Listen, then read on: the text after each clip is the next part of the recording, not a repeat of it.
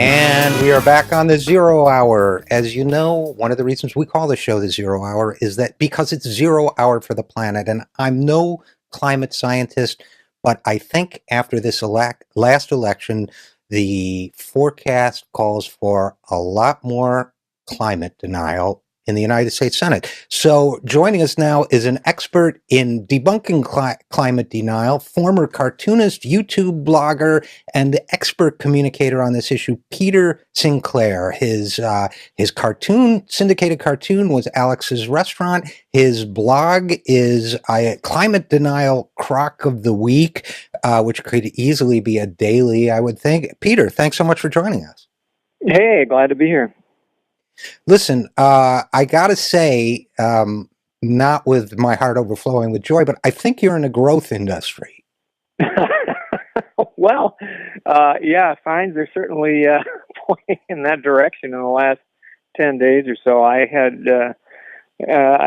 guess a lot of us had hoped that some of the nonsense would taper off, but I think we're going to see one final blast here. I think there's many indications that this is the last gasp of the climate denial industry as any kind of powerful driver in our politics. Well, talk to me about that a little bit, because I would love to hear that. You know, I read a great YouTube essay yesterday from someone saying that the conservatives have now entered their postmodern phase where reality itself is just an arbitrary construct and they can deny anything. And my fear in watching them is that they could play this game until we all go down with them. And I suppose at that point they'll have insulated, space stations based in, Dubai or something. But but you're saying you think it's the last gasp, which I'm delighted to hear. Why do you say that? Well, good case in point. Today's post on my blog, climatecrocs.com, I've got at the top of the page, I've got my new video, which is on the steady, agonizing sea level rise in South Florida. And one of the things that we see there is that you've got conservative politicians like Governor Rick Scott and many of the other local politicians who have a base that is rabidly bought into climate denial. But at the same time, during a high tide in Miami, the water is lapping at their toes, which it did not do 30, 40, 50 years ago. And everybody knows that. And so there's this very interesting and elaborate dance that we see unfolding where climate-denying politicians are having to deal with the actual consequences of climate change, which they deny, but which their constituents are being negatively impacted right now. For instance, salt water in their wells. And like I said, water taking over their streets and their real estate values in imminent danger of going down as the insurance industry gets more and more nervous about this whole process.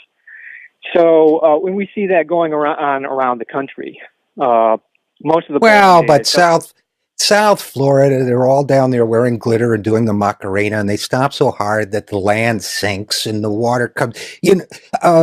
No, but seriously, we're talking with Peter Sinclair, a climate change denial debunker. What are these guys saying? Are they just saying, well, this is periodic? Because that's what we heard, in New York, for example, when you had all the flooding after Hurricane Sandy. Well, periodically these things happen, which of course statistically is true. But you look at every storm can't be an outlier. Every season can't be an outlier. Every year of increasing, climate severity can't be an outlier. But at what point, how long can they run out the game of just saying, well, this happens? Well, a pretty good example would be Governor Rick Scott and a whole lot of other politicians. Governor Scott was challenged during the recent election campaign on climate change, which he's been in denial of, and he's backed into this position. Well, I'm not a scientist, but insofar as there's flooding, we'll handle it. We'll take care of the practical end of it, and to that end, South Florida, or Miami in particular, has embarked on a, $300-400 million expenditure for pumps to keep the water off the streets of Miami, at least temporarily, the next few decades during high tide. So it's a pretty good example of huge taxpayer expenditures going out the door while the politicians at the top want to dance around what the root problem is that they're trying to deal with.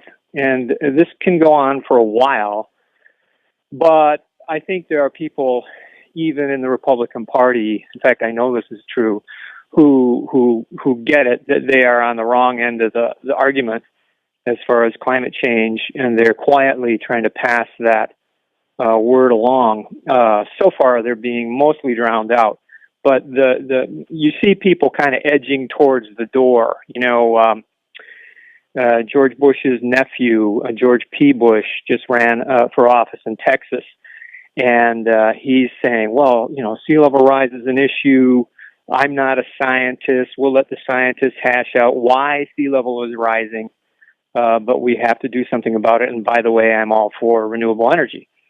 Well, this gets us to, and we're talking with Peter Sinclair, climate change denier, whose blog is climatecrocs.com.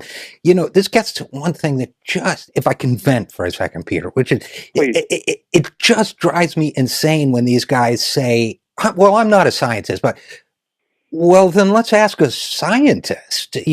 Since you acknowledge that you're not, why are you so definitive about this stuff? It sounds like you're saying George P. Bush is trying a new angle, which is kind of maybe going sideways to this whole thing and trying to avoid the issue altogether. Why does he have to do that? Why doesn't he just say, well, I kind of think this is a real thing? Well, I mean, you'd have to ask him how he justifies that morally, but from a political standpoint, it's pretty clear. The Republicans have deliberately baited and empowered this faction within their ranks that is rabidly right wing, generally racist, and generally anti-science. To the point where, insofar as the primary process and the local balloting process, these people kind of control the agenda. So a lot of people that know better live in fear of being primaried out by this group. Yeah, it's really interesting. It's a kind of mob psychology on the right, and but it's something they've put in place. I've always assumed that this is the kind of thing that the Koch brothers and other special, and everybody demonizes the Koch brothers on the left. There are a lot of other evil people out there too, but they're a symbol, but because they work in polluting industries and so on, I kind of assume that all the corporations that work in polluting industries have worked through the U.S. Chamber of Commerce and their direct contributions and PACs and so on to encourage this notion that climate change isn't real because it's in their economic self-interest. But it seems like it's taken on a life of its own, and it's kind of melded with, Obama birtherism and xenophobia and all these other phenomena to become something that even if a guy like George P. Bush wants to slow down, I don't know what's in his head, but I just, any reasonable Republican, if he wants to slow down this this damaging trend, can't even admit it within his own party. Yeah, it's a little difficult. I think the way forward is to get people to understand that there are solutions to this problem, because people on the right don't want to hear about the science, in large part because they perceive the solution to be something that they really don't like, which is like more government control, more taxes, et cetera, et cetera. In fact, the renewable solutions, the non-carbon solutions for producing energy are coming on so fast that we're looking at the potential for a real industrial revolution, a revolution kind of that'll make the internet revolution look like a relatively small speed bump.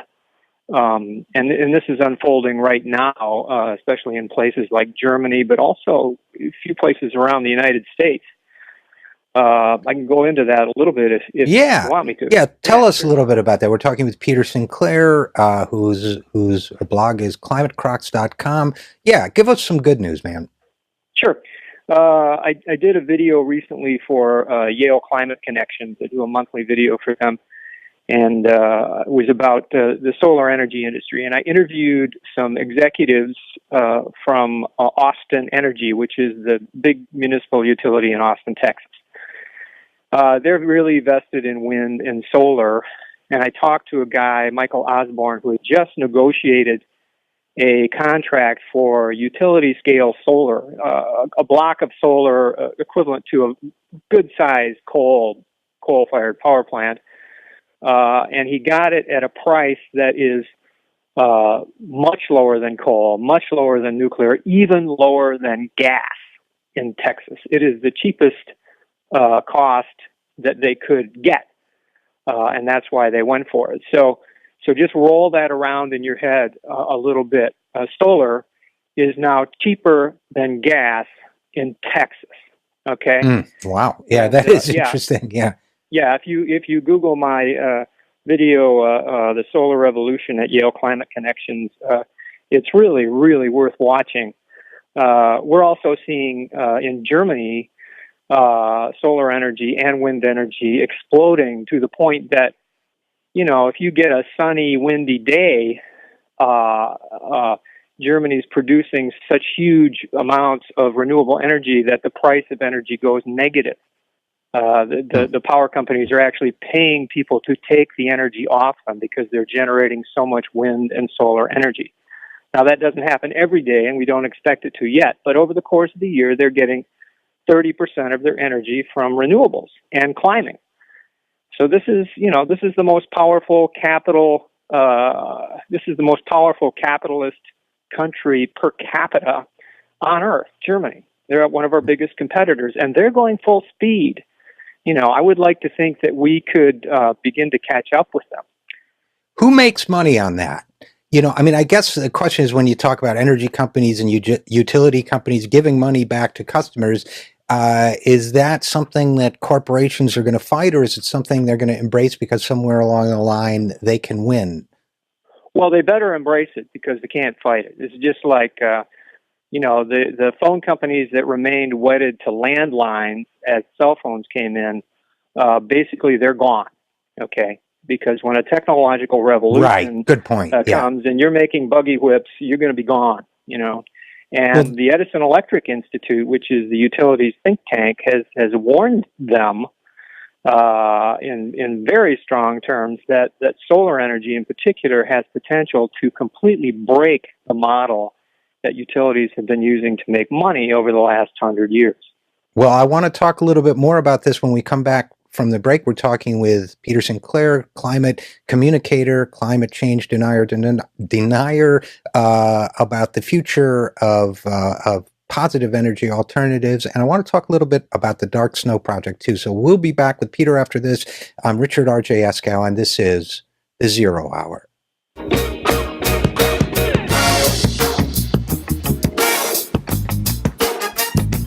And we are back on The Zero Hour. I'm Richard RJ Eskow. We're talking with Peter Sinclair, communicator, cartoonist, filmmaker, climate change denier. His blog is climatecrocs.com. And when we went to break, Peter, we were talking about the fact that the Edison Institute, which is the energy industry's think tank, has basically said, get on board with this. This is like cellular phones or replacing landlines or what have you. This is technology that's not going to be reversed. You don't want to be the record industry of energy, basically. And that's good news. So what can people do to speed that process? Well, first of all, they can educate themselves, and they can tell somebody, a friend, a neighbor, a coworker, somebody in their club or their church, that they're concerned about climate change, and moreover that these solutions are out there. In the United States, some states have been more proactive than others in kind of preparing the regulatory mechanism to bring all these renewables on board. And in those states, you see solar energy exploding. California is certainly an example. Texas is another example. Minnesota is moving in that direction. There's a number of other states that are doing a pretty good job. So we need to understand that many of our utilities are making what they perceive to be rational decisions based on the regulatory environment that they're operating under. Remember, they're regulated monopolies, most of them. Right. So we need to, in places like where I live in Michigan, we're behind the ball somewhat in that we don't have a regulatory mechanism that really recognizes that we're in the midst of a revolutionary change. And so we need to be pushing our representatives and our governors, et cetera, to update things to reflect the 21st century technology, not the 19th century technology that we've been dependent on. You know what I love about this? We're talking with Peter Sinclair about climate. His website is climatecrocs.com.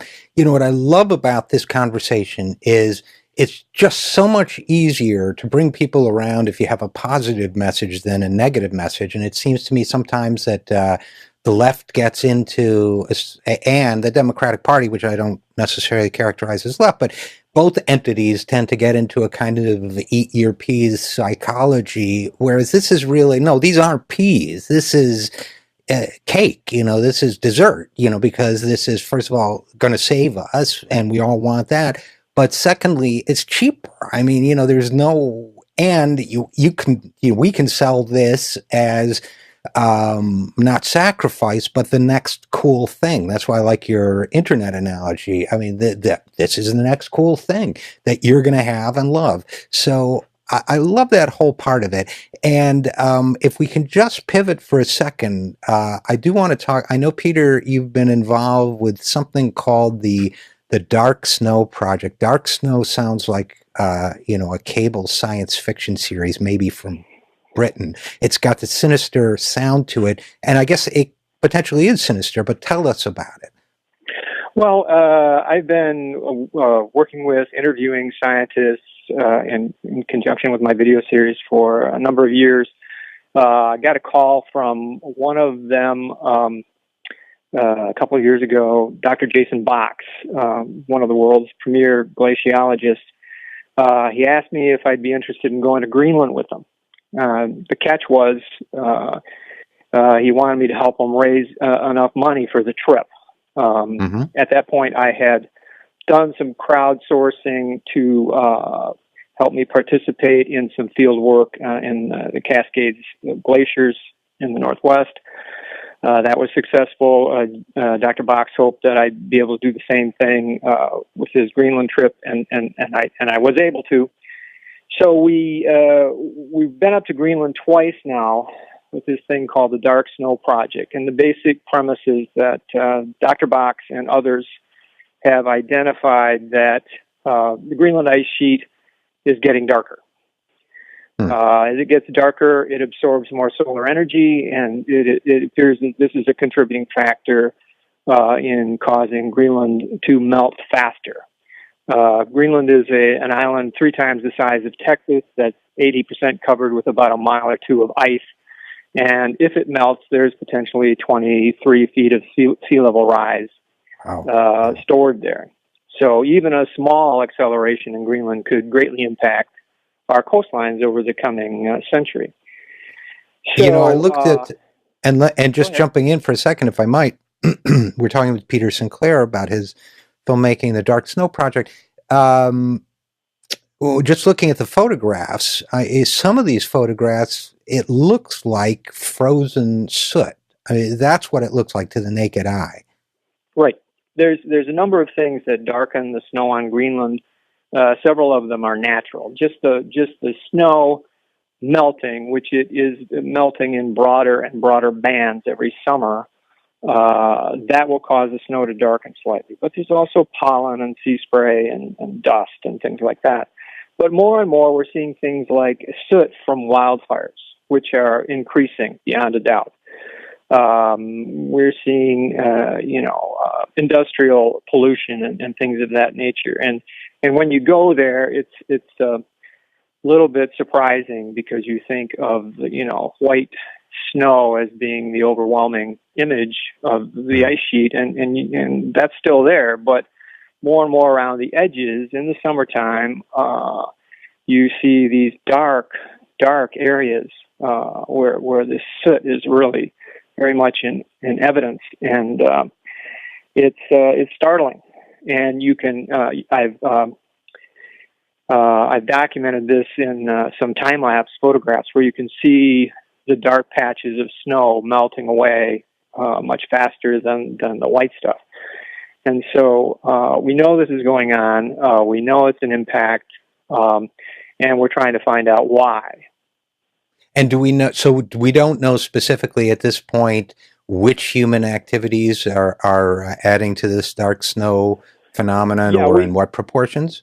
Right. I mean, obviously, human-caused global warming is causing larger and larger areas of the ice sheet to melt each summer. That's darkening things up. More and more wildfires, which is, again, due to human-caused global warming, is depositing soot on the ice sheet. We're pretty sure about that. There's even another kind of a wild card possibility that really jumped out at us this summer while we were there, and that is there are little critters, microbes, algae that grow on the ice sheet. When the ice melts and there's free water, then these things can divide, they can multiply, and they create little cocoons for themselves to protect them from the blazing summer sun that are dark colored. They create these little shells out of the same pigment that's in iced tea. And so that is a whole nother mechanism, which might turn out to be a really important one for causing ice to darken. Well, we're talking with Peter Sinclair, climate communicator, filmmaker, blogger, YouTube commentator. And, the image that comes to mind when I think about the Dark Snow Project more than anything else is a kind of chain reaction there where various forms of human activity are accelerating natural processes, causing more and more dark snow, which causes more and more snow melt, which causes more dark snow, and so on. So it sounds like the dark snow problem may be inseparable or integral to the climate change problem as a whole. Yeah, I think one of the rationales for investigating this is if there is any part of this process that is a significant contributor, and if there's anything we can do to short circuit it or mitigate it, like, for instance, better fire control, then maybe we can do something to slow this process down. There's really not a whole lot we can do to stop Arctic melting or Antarctic melting, for that matter, until we stop loading the atmosphere with carbon. And that's going to be a multi-decade process. In fact, we're probably even going to have to look at our forestry and soil and agricultural practices to see if there's ways we can actually draw carbon down over the next couple of centuries and get it to a level that is compatible with keeping our ice sheets more or less where they are, so that our coastlines are not devastated by sea level rise. Well, Peter Sinclair from climatecrocs.com, I guess I'll close by saying it sounds like you're able to immerse yourself in climate work 100% and yet not get depressed about it. Well, it's very important to understand that these solutions are out there. I do have some pretty down days looking at all this stuff, but really, I've got kids, and it's way too important to them that I stay active and stay working and keep pushing away at this. I think that we're going to see big progress on this in coming decades. There are definitely some heartbreaks in the pipeline coming at us. Not much we can do about them. But everything we do to mitigate is going to help the next 10,000 generations of human beings. Well, I love your attitude about it. And I'll just close by saying, have I sent people to the right place to find out more about your work? Where should they go? ClimateCrocs.com. is my blog, and my videos are cataloged at Yale Climate Connections, which is another great place to visit for climate information. And yeah, I think there's actually a contact link for me at Climate Crocs, and you can, if you have any questions, you can get a hold of me directly. All right, that sounds great. And I hope you'll come back on our show and talk to us again. I hope so, yeah. All right. Well, thanks for coming on the show. Peter Sinclair, climatecrocs.com, climate communicator. We really appreciate the visit. Thank you. I'm Richard RJ Eskow, and this is The Zero Hour. We'll be right back.